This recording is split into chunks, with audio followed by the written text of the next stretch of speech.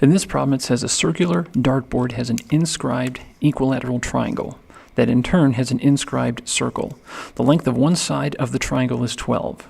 We want to determine the probability that a randomly thrown dart that lands on the dartboard also lands in the interior of the small circle. Express your answer as a common fraction reduced in lowest terms. So within this circle, we have an equilateral triangle, and each side has a length of 12. But within that, we have inscribed another circle. All right. So each half of this circle has a length of 6. Now because it's inscribed, it hits this circle at a tangent point, so that means this makes this a right angle. Now because this is an equilateral triangle, each of these angles is 60. So that means this is an angle of 30 degrees, and this is an angle of 60 degrees. So what we need is the radii of the big circle and the little circle. And because this is a 30, 60, 90 right triangle, this is the middle side. So to get the small side, we have to take this and divide by square root of 3. So I'm going to take 6 over square root of 3.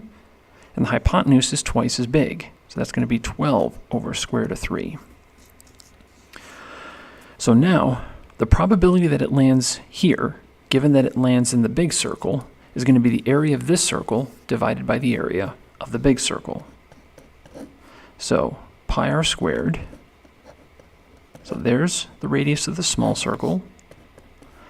And here is the radius of the large circle.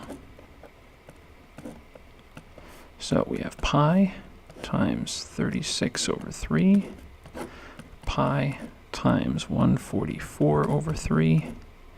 Now we can cancel some things. We can cancel out the pi's. 36 over 3, 144 over 3. We can also cancel out the three denominators because we could think of them as being multiplied by 1/3 on the top and on the bottom. So we have 36 over 144. And cancel a 12, so that's 3 out of 12. And cancel a 3, and that's 1/4. And there's our answer. And we're done.